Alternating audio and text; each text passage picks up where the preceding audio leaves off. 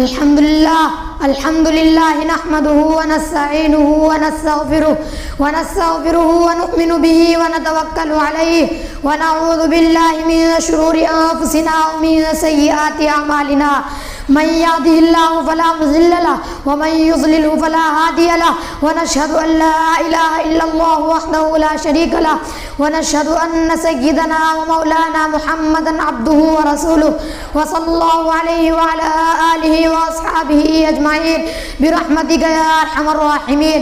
أما بعد، حضرات سامعین کرام اور عزیز طلبہ، سالہ گزشتہ کی طرح ایک بار پھر یوم جمہوریہ ہمارے سامنے جلوہ نما ہے اور ہم اس کی خوشیاں اور سالگرہ منانے میں مگن ہیں. دوستو، ہم اللہ کی ذات پر یہ امید رکھتے ہیں کہ جس طرح یہ دن 50 سال سے اپنی رنگینیوں اور رہنائیوں کے ساتھ آ رہا ہے، قیامت تک اسی طرح آتا رہے گا.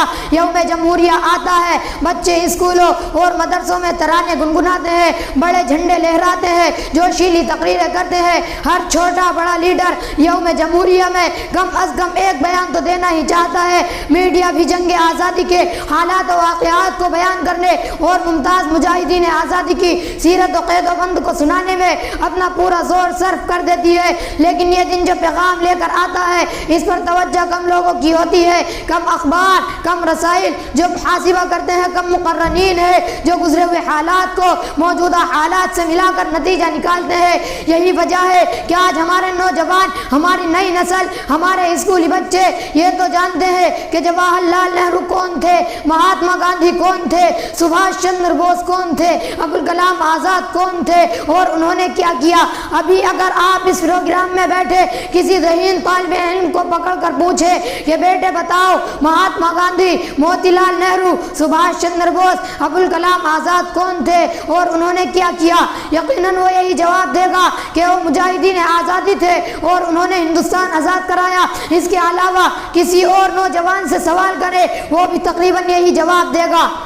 معزز حاضرین، میں پوچھنا چاہتا ہوں اپنے غافل ساتھیوں سے کہ کیا جنگ آزادی دو بھائیوں کے بٹوارے کی لڑائی تھی جس میں موتی لال نہرو اور مہاتما گاندھی نے آ کر صلاح کرا دی تھی کہ ہو گئی آزادی، یا وہ کشتی پر سوار تھے، وہ ڈوبنے کو تھی تو وہ کود گئے اور ہو گئی آزادی؟ نہیں اور ہرگز نہیں. جنگ آزادی پر پوری 2 صدیاں گزری ہیں. اس میں ہزاروں لوگوں نے اپنی جان کی قربانیاں دے کر ہندوستان کو آزاد کرایا ہے.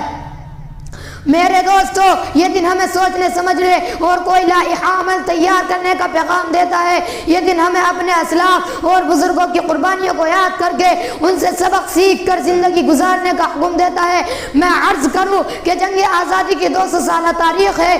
اس تاریخ کی ابتدا اس وقت ہو گئی جب 1756 عیسوی میں نواب سراج الدولہ جیسے جری بہادر بادشاہ کا دور حکومت آیا اور تاریخ کا یہ روشن باب اس وقت مکمل ہو گیا جب وہ مشہور و معروف تاریخ دہرائی گئی جس میں خون کی ندیاں بہہ گئیں، گاجر مولی کی طرح محبین وطن کو کاٹ کر رکھ دیا گیا. مقبول غالب، گھر سے بازار نکلتے ہوئے زہرا ہوتا ہے اب انسان کا، چوک جس کو کہے وہ مقتل ہے، گھر بنا ہے نمونہ زندہ کا.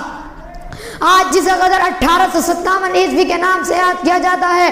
پھر دوسرا دور اس وقت مکمل ہوا جب انگریزوں کی غلامی کی زنجیریں قانونی طور پر ہماری گردنوں سے نکالی گئی اور وہ وقت ہے 1947.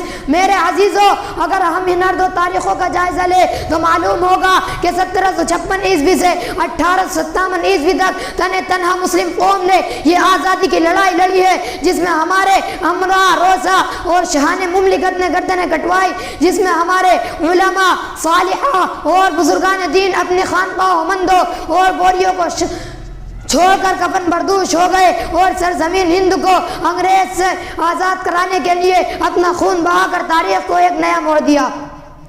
یہ 1 صدی کی تاریخ مسلمانوں کی بے نظیر اور بے لوث قربانیوں سے بھری پڑی ہے جسے کبھی بھلایا نہیں جا سکتا.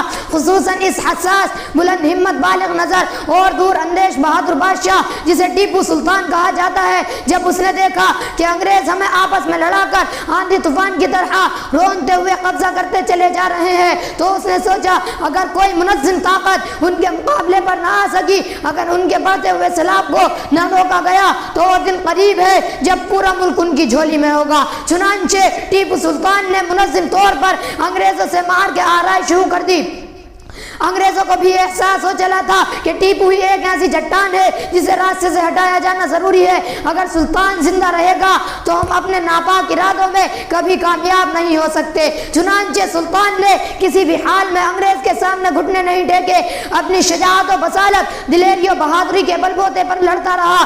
اس کا یہ قول مشہور ہے کہ گیدڑ کی 100 سالہ زندگی سے شیر کی ایک دن کی زندگی بہتر ہے. شیر اچھا ہے جسے مہلت ایک روزہ ملی، یا وہ گیدڑ جسے بخشا گیا ہو 7 سالہ خلود.